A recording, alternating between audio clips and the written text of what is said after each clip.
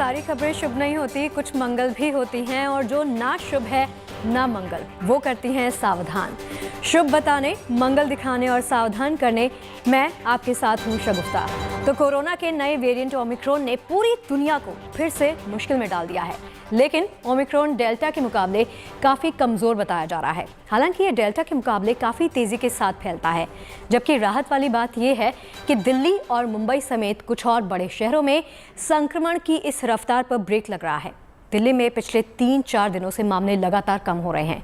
अगर इसी तरह से मामले कम होते जाएंगे तो दिल्ली सरकार जल्द ही कुछ पाबंदियां घटा भी सकती है।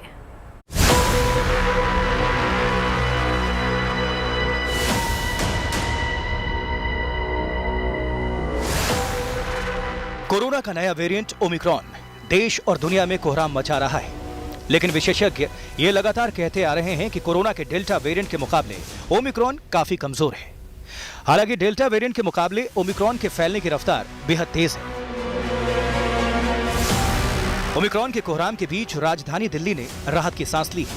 अब यहां पिछले 3 दिनों से कोरोना के मामले कम आ रहे हैं,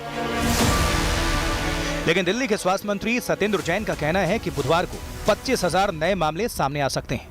और गनीमत की बात यह है कि अस्पतालों के मुकाबले लोग होम आइसोलेशन में ज्यादा हैं। होम आइसोलेशन में अगर आपको हल्के सिम्टम्स हैं तो आप होम आइसोलेशन में रहिएगा 7 दिन के लिए, और 7 दिन के बाद बिना टेस्ट कराए आप होम आइसोलेशन से बाहर आ सकते हैं, अपने काम पे जा सकते हैं, प्रोवाइडेड कि आपको 3 दिन से बुखार या कोई और सिम्टम ना हो। अगर 3 दिन तक आपको लास्ट के 3 दिन में सिम्टम नहीं है तो आप अपने काम पे जा सकते हैं। वहीं स्वास्थ्य मंत्री के मुताबिक मृतकों में ज्यादातर कोमॉर्बिड मरीज ही हैं, यानी कि वो अस्पताल किसी दूसरे मामले में इलाज कराने आए थे, लेकिन जांच के दौरान उन्हें कोरोना पॉजिटिव पाया गया, जबकि जिन्हें वैक्सीन लगी है ऐसे मरीजों की भी जान गई है। लेकिन बच्चों के लिए ये वेरिएंट ज्यादा खतरनाक नहीं है। पिछले 3-4 दिन से जो हॉस्पिटल एडमिशंस हैं उसमें नंबर्स सेम आ रहा है, मतलब बढ़ नहीं रहा है, तो ये थोड़ी अच्छी बात है कि जो नंबर्स अब स्टैग्नेंट हो गए हैं, तो लगता है कि कुछ जल्दी ही शायद गिरावट आएगी। दिल्ली के स्वास्थ्य मंत्री ने यह भी भरोसा दिलाया कि सरकार ने मरीजों के इलाज के लिए पूरी तैयारी की है। हालांकि अस्पतालों में अभी बहुत कम मरीज भर्ती हैं, लेकिन जरूरत पड़ने पर 37,000 बेड तैयार किए जा सकते हैं। जबकि इससे पहले मुख्यमंत्री अरविंद केजरीवाल ने कहा था कि कोरोना से घबराने की जरूरत नहीं है। हालांकि उन्होंने सावधानी बरतने और लापरवाही से दूर रहने की सलाह दी।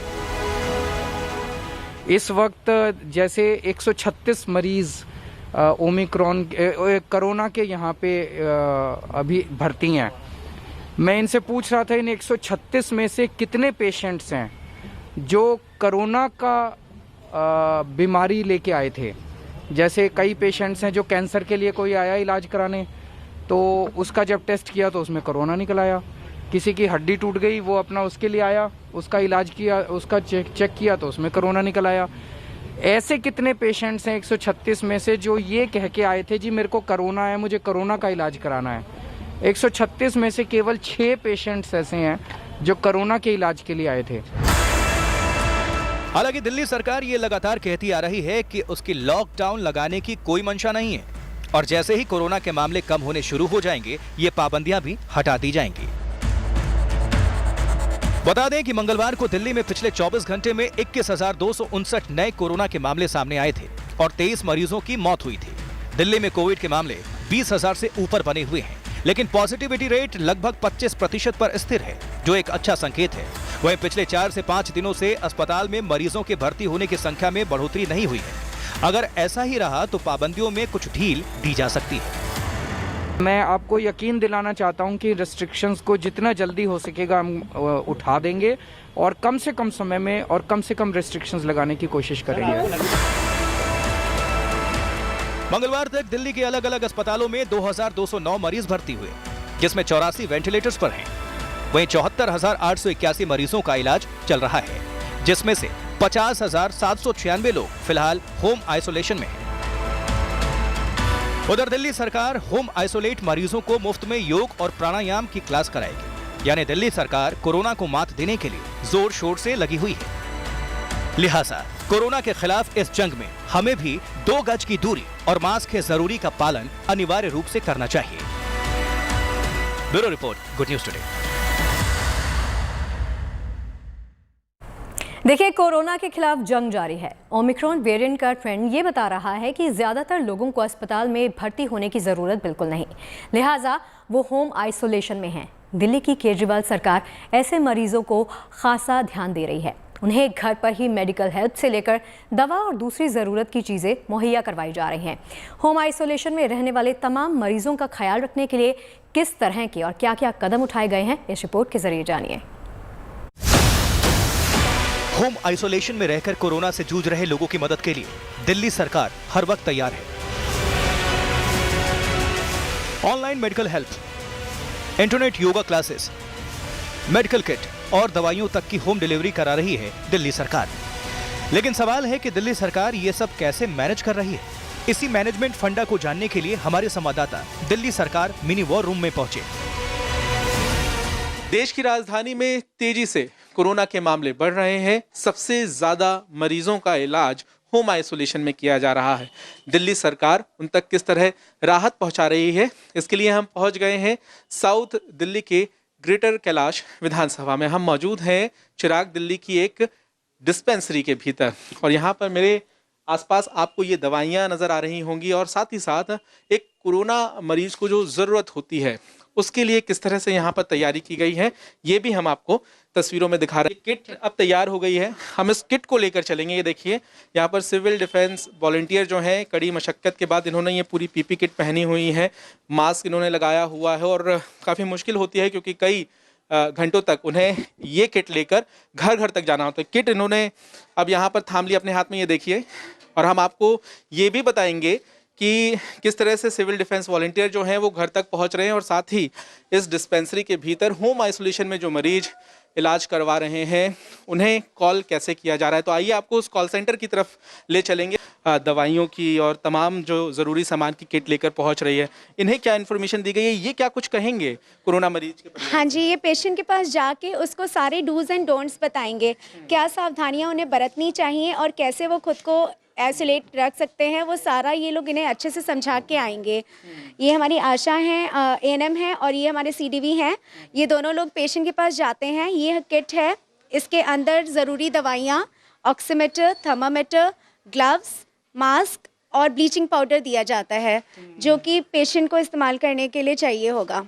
बेहद ज़रूरी है कि लोग अपना ध्यान रखें, लेकिन ज़रूरी ये भी है कि अगर कोई कोरोना से संक्रमित हो जाए तो सरकार भी उसका ध्यान रखे। और इसी की एक तस्वीर हमें नज़र आ रही है जहां पर तमाम मेडिकल स्टाफ और सिविल डिफेंस वॉलंटियर घर घर पहुंचकर लोगों को वो किट मुहैया करा रहे हैं जिससे लोगों को कोरोना संक्रमण से जंग लड़ने में सहूलियत हो।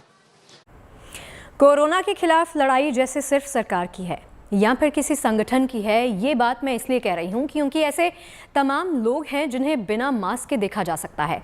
ऐसे में जनता को जागरूक करने के लिए दिल्ली की सड़कों पर मास्क मैन को उतारा गया है। ये ना सिर्फ लोगों को जागरूक करेंगे बल्कि बिना मास्क वाले को मास्क भी मुहैया करवाएंगे।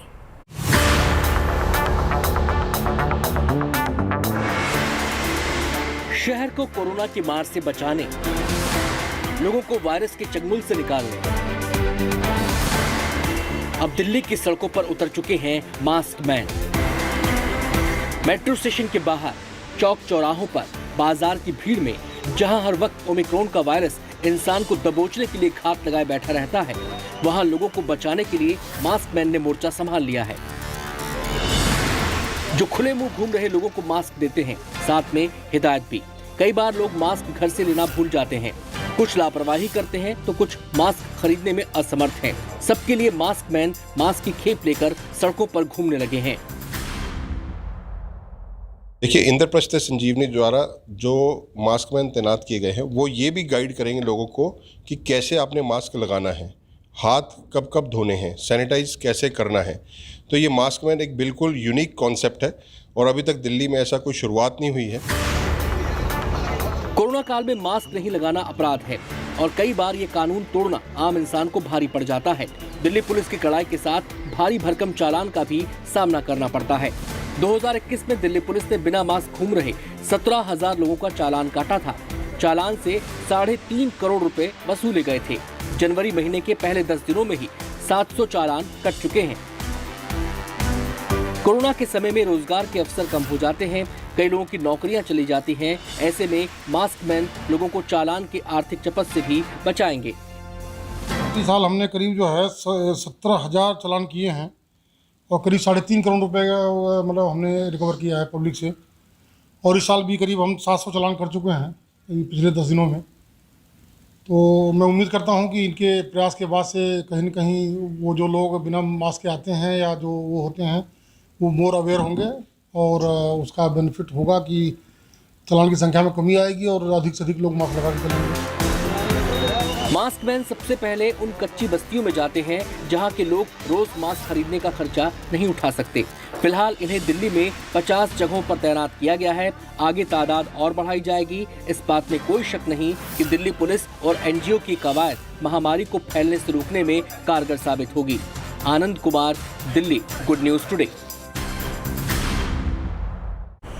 देखिए, देश में बढ़ते कोरोना के बीच में 5 चुनावी राज्यों में कोरोना के संक्रमण की रफ्तार फिर से चिंता बढ़ा दी है। इन राज्यों में जितनी तेजी के साथ संक्रमण के मामले बढ़े, उसने ये साबित कर दिया कि अगर लोगों की लापरवाही नहीं रुकी तो हालात बेकाबू हो जाएंगे। संक्रमण की रफ्तार को रोकना मुश्किल हो जाएगा।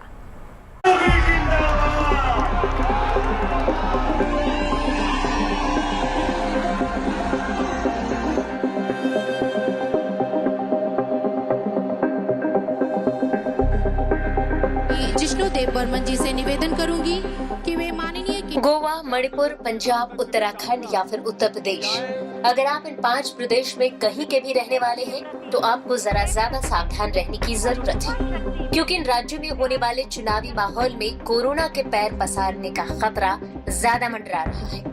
आंकड़े तो अभी से आगाह करने लगे हैं। ऐसे में अपना पार्टी प्रेम या सियासी चक्कर जरा कम रखेंगे तो आपका ही फायदा है। हालात की गंभीरता समझनी हो तो जरा इन आंकड़ों को देखिए। ये राज्यों के 2 जनवरी को आए केस और संक्रमण दर बढ़ने के बाद 10 जनवरी तक आए केस को देखने से पता चल जाएगा। उत्तर प्रदेश 2 जनवरी को 1,725 केस, 10 जनवरी को 33,946 केस, यानी संक्रमण दर 4.13%। पंजाब 2 जनवरी 1,369 केस, 10 जनवरी 19,379 केस, संक्रमण दर 23.72%। उत्तराखंड 2 जनवरी 506 केस, 10 जनवरी को 5,009 केस, संक्रमण दर 7.57%। गोवा 2 जनवरी 1,671 केस, 10 जनवरी 10,139 केस, संक्रमण दर 27.38%। मणिपुर 2 जनवरी 215 केस, 10 जनवरी 438 केस, संक्रमण दर 4.14%।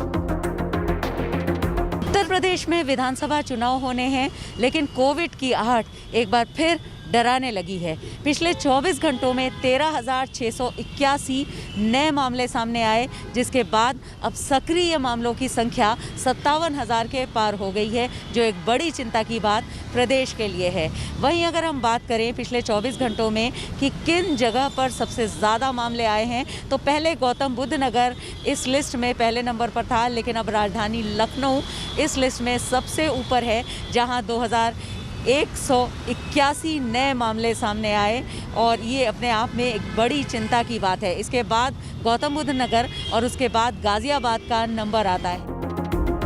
ये हाल सिर्फ उत्तर प्रदेश का नहीं है, बल्कि पंजाब के हालात भी बहुत जुदा नहीं है। यहाँ भी पार्टी समर्थकों और लोगों को चुनाव के चलते कोरोना की भयावहता का अंदाजा नहीं हो रहा है। चुनाव आयोग ने 15 जनवरी तक तमाम तरह की जनसभाएं, रैली और मास गैदरिंग्स पर पूरी तरह से प्रतिबंध लगा रखा है। वहीं पर अगर पंजाब की बात करें तो पिछले 48 घंटों में पंजाब में लगभग 8,000 के आसपास नए मामले सामने आए हैं। पिछले 24 घंटों में पंजाब में 7 लोगों की मौत कोरोना की वजह से हुई है। इस वक्त पूरे पंजाब भर में लगभग 19,500 के आसपास एक्टिव केसेस मौजूद है, जबकि 304 पेशेंट इस वक्त ऑक्सीजन सपोर्ट पर है। जबकि अगर हम क्रिटिकल पेशेंट्स की बात करें तो 85 पेशेंट्स उनका आंकड़ा है। वहीं पर अगर वेंटिलेटर की बात करें तो इस वक्त 12 पेशेंट्स को वेंटिलेटर पर रखा गया है। लगातार कोरोना के मामलों में पिछले 14 से 15 दिनों से इजाफा होता हुआ पंजाब भर में देखने को मिल रहा है। चुनाव के राज्यों में कोरोना संक्रमण को लेकर मेडिकल एक्सपर्ट भी चिंता जता रहे हैं। जिस तरह ओमिक्रॉन के साथ कोरोना के मामले बढ़ रहे हैं, एक्सपर्ट भी मानते हैं कि अतिरिक्त सावधानी बरतने की जरूरत है। कोविड अप्रोप्रिएट बिहेवियर का उचित पालन किया जाए। इस बीच में कोविड-19 के टीकाकरण को भी मजबूत किया जाए और तेजी से उसका प्रसार किया जाए। जिन लोगों को प्रिकॉशन शॉट लेने हैं वो प्रिकॉशन शॉट लें। तो हम सारी गतिविधियां जो पैंडेमिक को रोकने के लिए की जा रही हैं और जो चुनाव की तैयारियां दोनों साथ कर सकते हैं। तो एक बार आपको भी समझने की जरूरत है कि दलों या राजनीतिक पार्टियों से जुड़े हैं तो जिम्मेदारी आपकी जनता से ज्यादा है और जनता को ये समझने की जरूरत है कि आपकी सावधानी न केवल आपकी हिफाजत करेगी बल्कि आपकी मनचाही पार्टी की भी। दिल्ली से मिलन शर्मा, लखनऊ से शिल्पी सेन, चंडीगढ़ से ललित शर्मा के साथ bureau report, good news today. तो कोरोना के बढ़ते संक्रमण पर लगाम लगाने के लिए दुनिया के अलग अलग देशों में तेजी से लोगों को वैक्सीनेट किया जा रहा है। दुनिया के 90 ऐसे देश हैं जहां पर लोगों को बूस्टर डोज लगाया जा रहा है, लेकिन विश्व स्वास्थ्य संगठन ने चेतावनी देते हुए ये कहा कि कोरोना के नए वेरिएंट ओमिक्रॉन पर ना तो वैक्सीन और ना ही बूस्टर डोज असरदार है। लिहाजा अब एक ऐसी नई वैक्सीन की जरूरत पड़ी है जो इस वायरस को पूरी तरह से खत्म कर दे।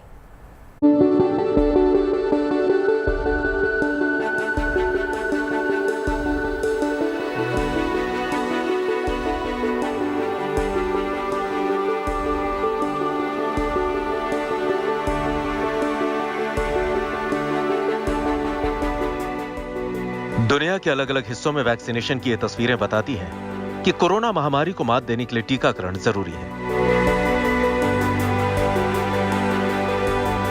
ये वैक्सीन शरीर को कोरोना के खिलाफ लड़ने की ताकत देगा और इसके लिए हमने वैक्सीन की पहली डोज ली, दूसरी डोज भी ली और अब बूस्टर डोज के लिए भी हम तैयार हैं।